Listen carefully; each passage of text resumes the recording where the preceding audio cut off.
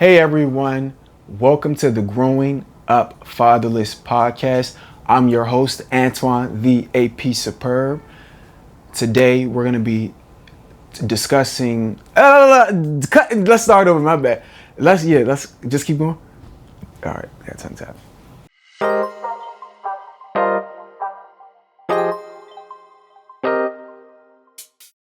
Hey everyone, welcome to the Growing Up Fatherless podcast. I'm your host, Antoine, the AP Superb. We're going to be talking about how we navigated through the fatherless experience.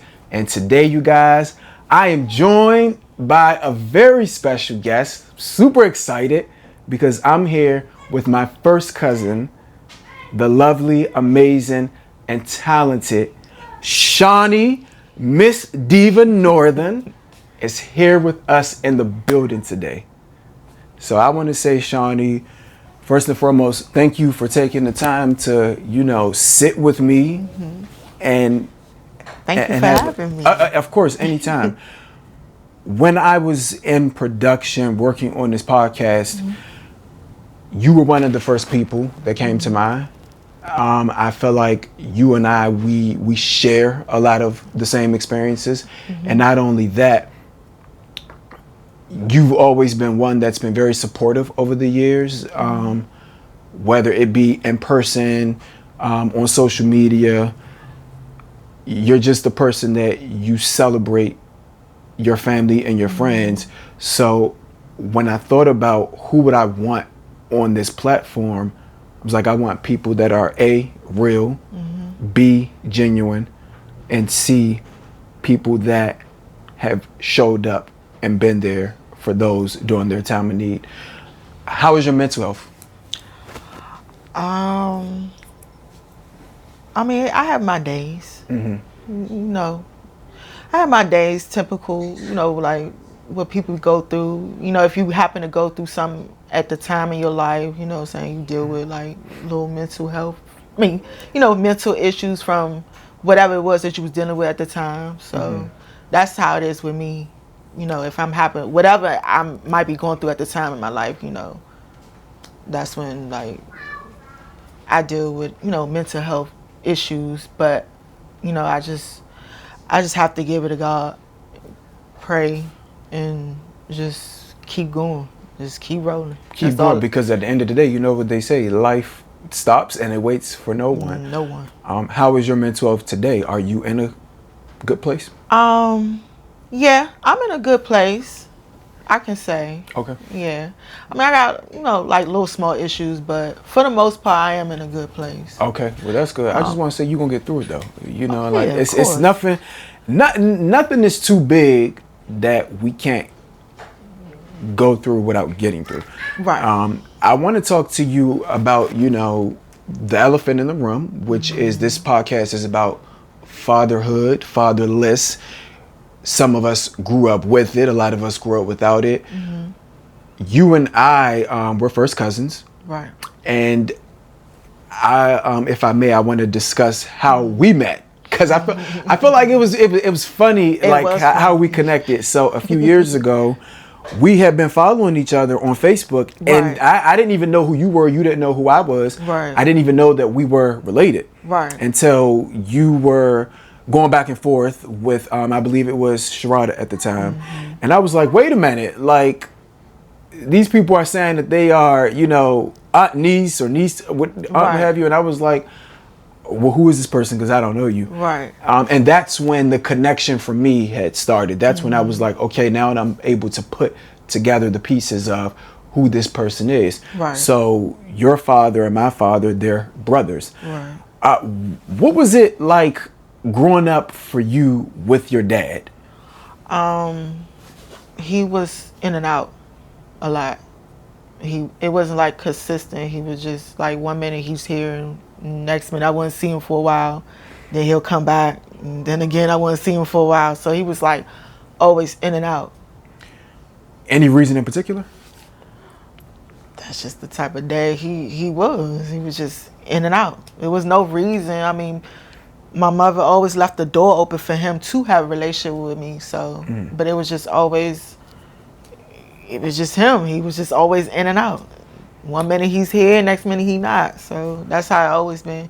I did try to build a relationship with him when like I was 21, but it didn't really go too well.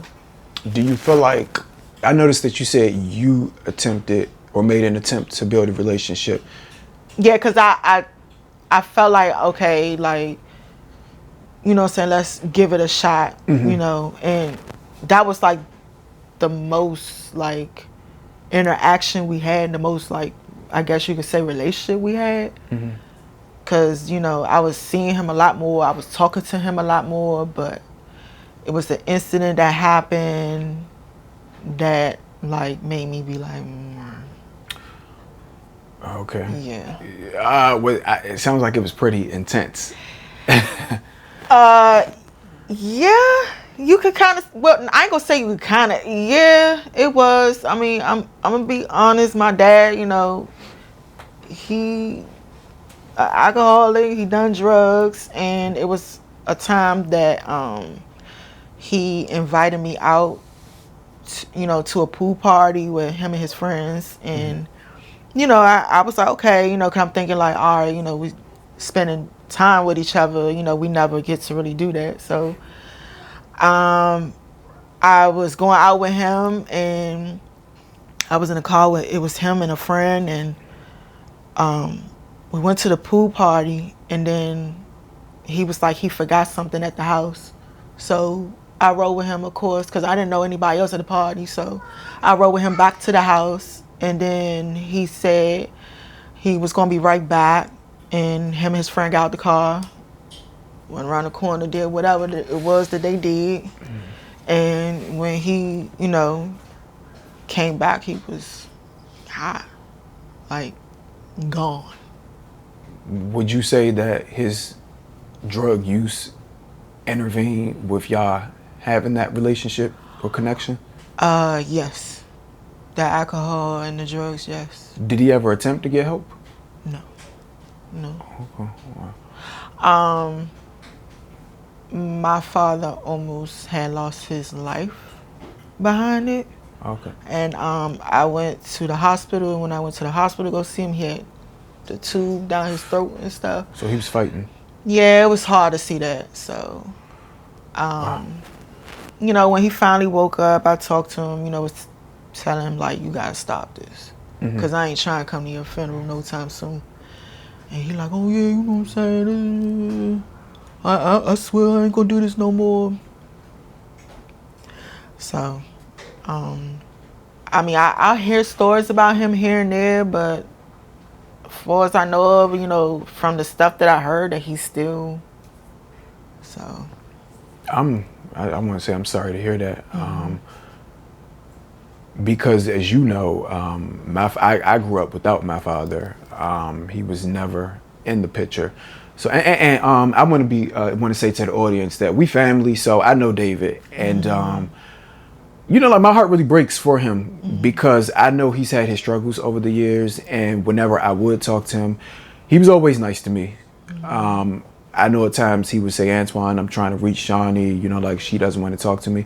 I would always say, David, you got to give her time.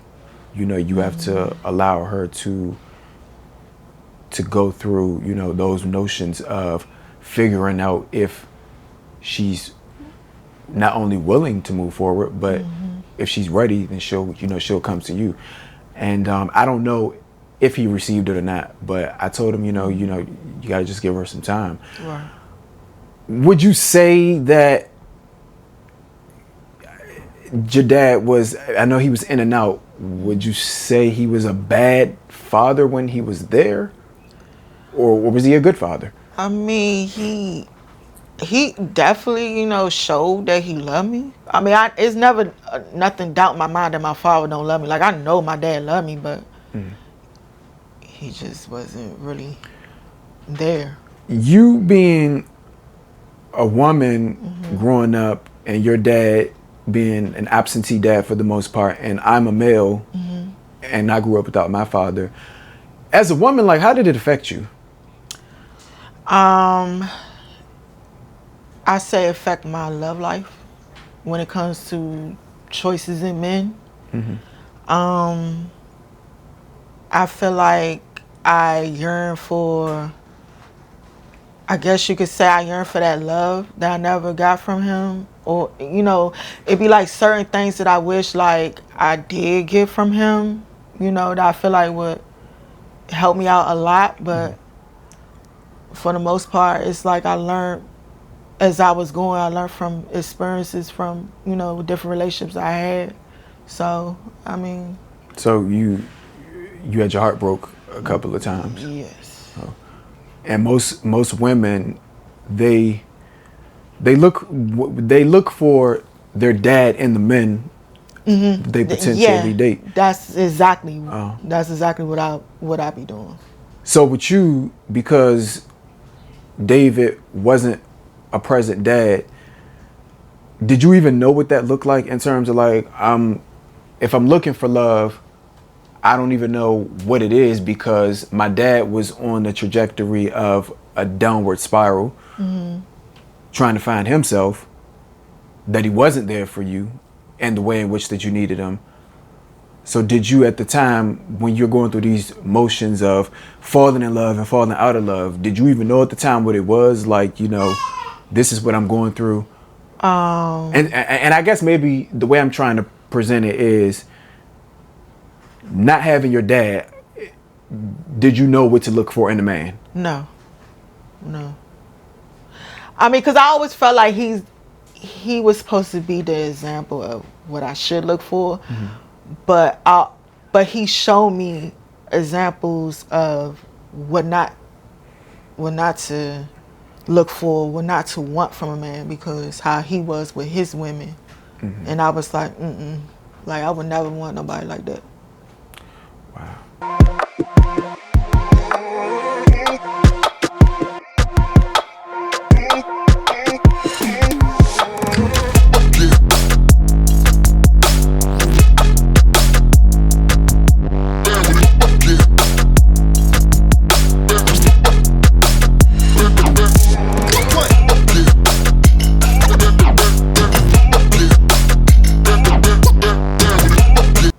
How does the family play into all this?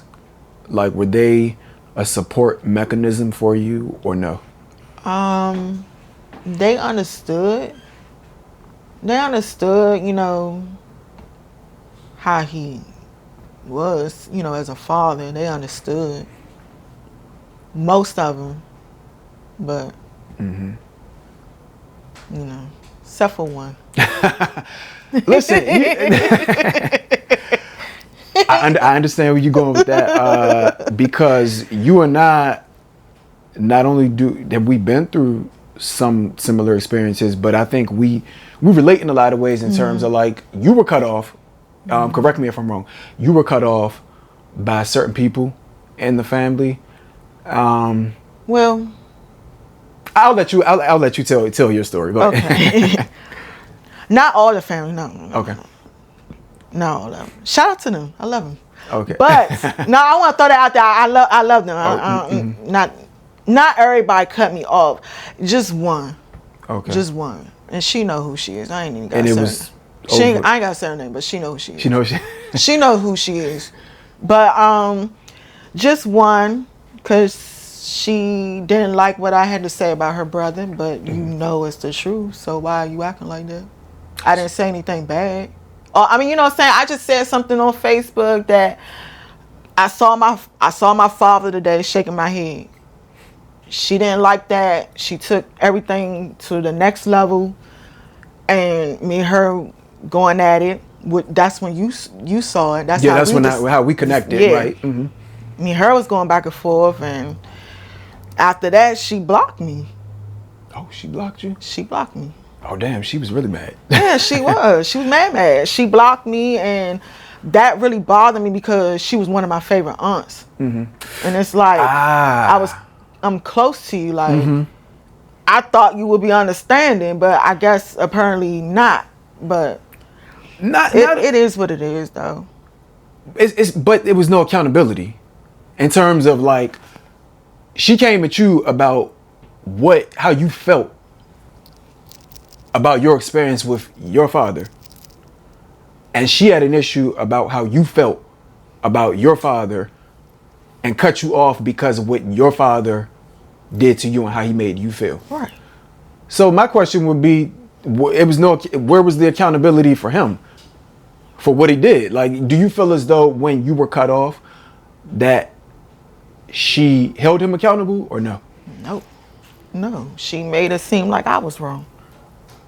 That I was wrong for saying something. But I didn't really say that. I could see but even if I did get on Facebook and was like, saying he really said some stuff. I mean, I have every right, because number one is my page and number two, that's my dad. If I feel some type of way, if he got me feeling some type of way because of what he, how he is, I had every right to speak on how, I have every right to speak on it, but I didn't do none of that. All I said was I seen my father today shaking my head. And that was it. That was the end of the relationship. And she took that and it just went left. And, that bothered me because I'm like, wow, really? I understand. The same. Because I'm like, I just felt like you didn't have any understanding. You took his side. And it's like, you know how your brother is. Your brother's not no angel. So why are you doing that? But like I said, it is what it is. I mean, that happened years ago. I mean, I don't wish nothing bad about her, but you just not dealing with her. I just don't deal with her. I understand. The same thing happened to me. It wasn't her that did it. It was the other aunt. And I did the same thing similar. I went on Instagram. It's no secret. Went on Instagram, spoke about my experience with my father. And the other aunt of ours had cut me off along with the cousin that I was closest to on that side of the family. Then the other cousin was cussing me out, DMing me, saying, that's my uncle. And, he would say to comfort me. And it does hurt. It absolutely hurts when you have allowed yourself to get close to people and essentially you were vulnerable. Like you let them into your that private space of yours only to be cut because of what was done to you. So I'm with you on that when I say I feel you in terms of I'm good on that situation. And I wish him well. I wish him well. Yeah. You have a son. Yes. Does your son know his grandfather, who's your dad? No. Has he ever met him? Nope. Do you have hope that they will meet? Do you want them to meet? Nope. So you're totally closed off to pursuing that relationship? Because when it comes to my father, I get very angry. I get real emotional when it comes to him, and I get real angry. And I feel like I definitely need healing in that area. And I ain't gonna lie, I had thoughts of me and him having a talk and me express to him, but at the same time I feel like it'd be a waste of time because I feel like he ain't gonna hear me out. My father is kind of hard to talk to.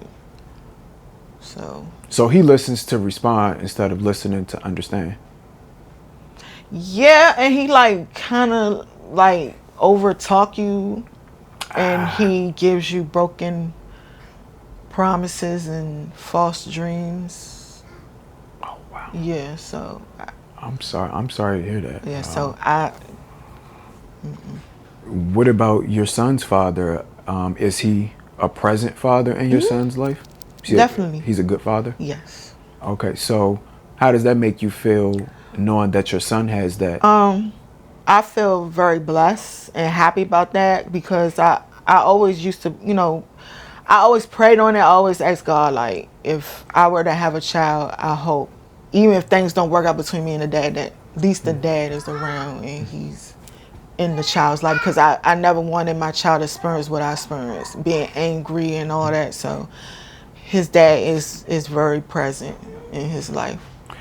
If you could say anything to your dad today, what would you say to him?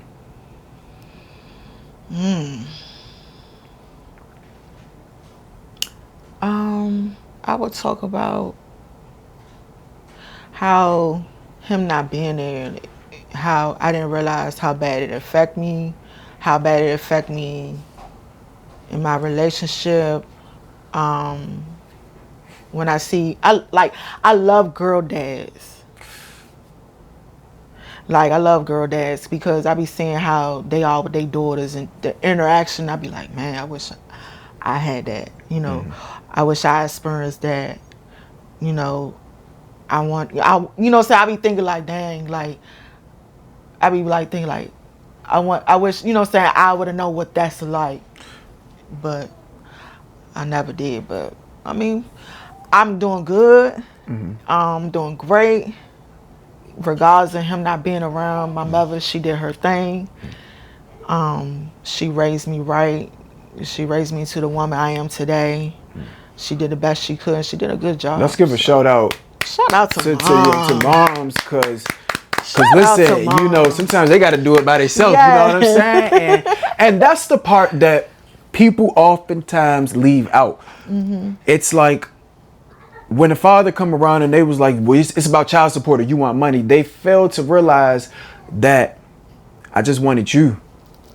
I just needed you in my life. It wasn't about what you could give me. Right. Because all I truly wanted was your love. Right. Today, I know that you said that those are the things that you would say to your dad. Are you in a place of forgiveness with him? Yeah, definitely. Like, I mean, of course, definitely forgive my father. I mean, I don't hate him. I love my father, but I just can't be around him. I feel like I gotta love him at a distance. At a distance, okay. But, I definitely forgive my father. I mean, it is what it is. I'm grown. Grown now. Listen, I need your strength, man. I need your strength because I battle with that often, like, and I'm in a better place today. Right. I've battled with that for so many years. It's a challenge. It's a challenge because you look at forgiveness and you go, well, I'm gonna forgive somebody who did this to me, but it's not about the other person. I've come to realize, took me a long time, guilty of that, but better late than never, right? But I've finally come to a place where I've accepted things that I can't change. Yeah. And because I've accepted it, I'm now in a place where I'm able to move forward and navigate through the fatherless experience, because believe it or not, there are people in our life that have served as that role model, whether it be a friend, i.e. brother, coach, teacher. There are people that God places in your life to fill that void in certain ways. Right. So I would say that, that you're successful. You doing your thing. Yeah. You living life. Do you welcome, if he came to you today or tomorrow, do you welcome the opportunity to have a discussion with him? No, sometimes, like, I have moments where I be like, okay, like, I want to have a sit down conversation face to face, and then there's other times where I be like, I ain't ready. You're not ready. I'm not ready. And and then there's other times where I be like, nah, I'm good. And that's okay.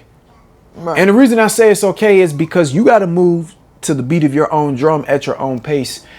And with that being said, don't ever allow anybody to make you feel the ways about certain things that you're going through.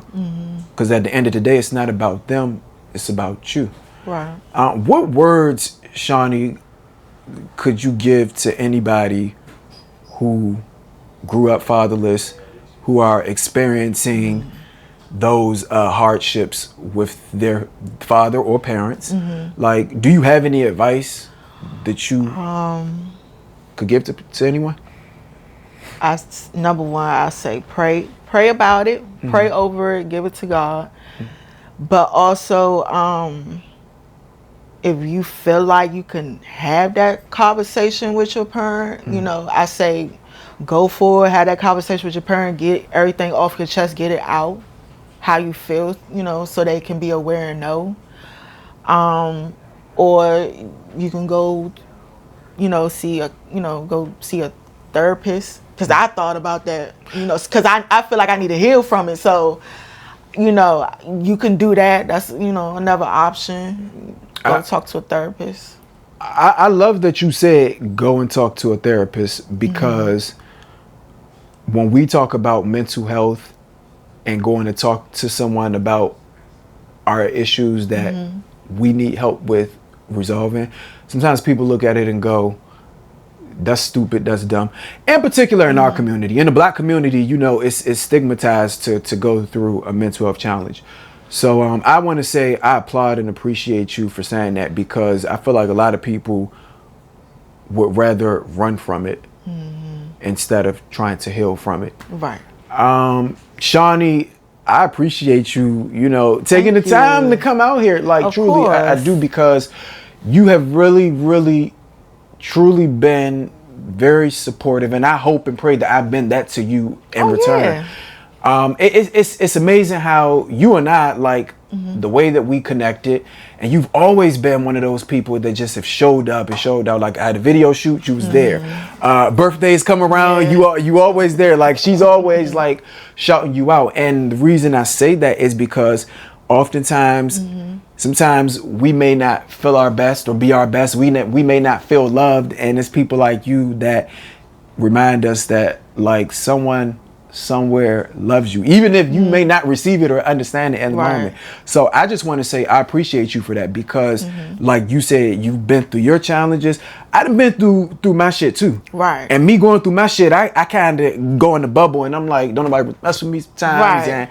And it would be times where you would just pop up my timeline, or you would just, show support in whatever way you could. And I just want to say it means more to me than I could ever put in words. And I'm grateful that you and I were able to not only build a relationship, but maintain a relationship. Yeah. Because maintaining a relationship is not easy, you know? Right. And I appreciate you for that. No problem. Yeah. Thank you for having me on here. Of course. I'm honored. You're welcome to come back anytime. Thank you again for talking to us on the Fatherless podcast. And I want to say this as we exit. We're going to just pray about certain things that we have no control over. And I know that you said you're not really sure where you and your dad are going to moving forward. But just pray about it. And there will be a resolve. Yeah. And with that, thank you guys again for tuning in to the Growing Up Fatherless podcast. It's my cousin Shani, y'all. It's my cousin. It's my first cousin right here. We out. Peace.